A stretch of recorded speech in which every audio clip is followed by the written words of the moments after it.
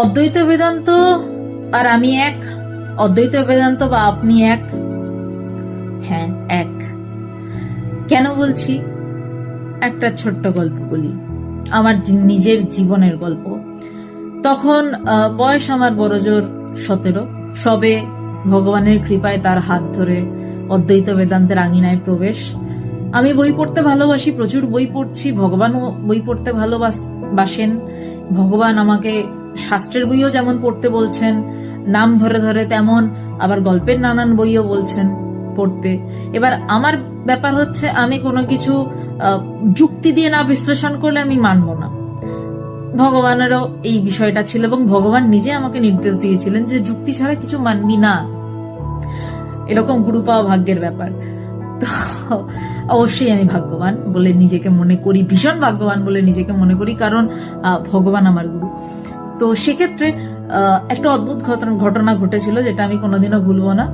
ভগবানেরই শিষ্য, ভগবানের শিষ্য প্রেসিডেন্ট মহারাজজি অর্থাৎ স্বামী কেশবানন্দজি, তিনি তার কাছে আমি নানান প্রশ্ন জিজ্ঞাসা করছি অদ্বৈত বেদান্তে, এটা কি, ওটা কি, সেটা কি।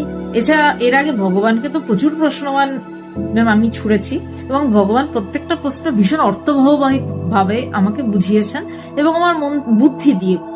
অবশ্যই আমি সেই সংশয়টা দূর হয়েছে, কিন্তু তার সাথে ভগবান আমাকে এটাও বুঝিয়েছেন যে জ্ঞান লাভ না হলে কোনোদিনই ভিতর থেকে তুমি এই উত্তর পাবে না। বুদ্ধি দিয়ে ক্লিয়ার করতে পেরেছি, ঠিক আছে, আমি মেনে নিয়েছি। তো সেই প্রেসিডেন্ট মহারাজজি ভগবানের যিনি সন্ন্যাসী শিষ্য এবং আমাদের ইন্টারন্যাশনাল বেদান্ত সোসাইটির যিনি একদম প্রেসিডেন্ট হেড, যিনি, তাকে আমি এক গাদা প্রশ্ন করেছি। তিনি সব শুনে আমাকে একটা অদ্ভুত ভাবে বলেছিলেন যে তুই যা গিয়ে সবকটা বই নদীতে ফেলে দিয়ে আয় এবং এখানে এসে শান্ত হয়ে বসে ধ্যান কর, যা তোর ভিতর থেকে আসবে তাই অদ্বৈত বেদান্ত। তো আমি একটু শকড ন্যাচারালি।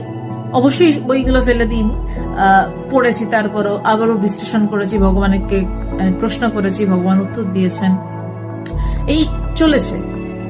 কিন্তু একটা সময় গিয়ে বুঝতে পারা গেল গুরু কৃপায় যে যা লেখা রয়েছে উপনিষদে, সেই কথাগুলো ঋষি মুনিরা তাদের ভিতরে ধ্যান করে বসেই যা এসছে তাই তো লিখেছেন, তাই তো উপনিষদ বলে আমরা এখন পড়ছি।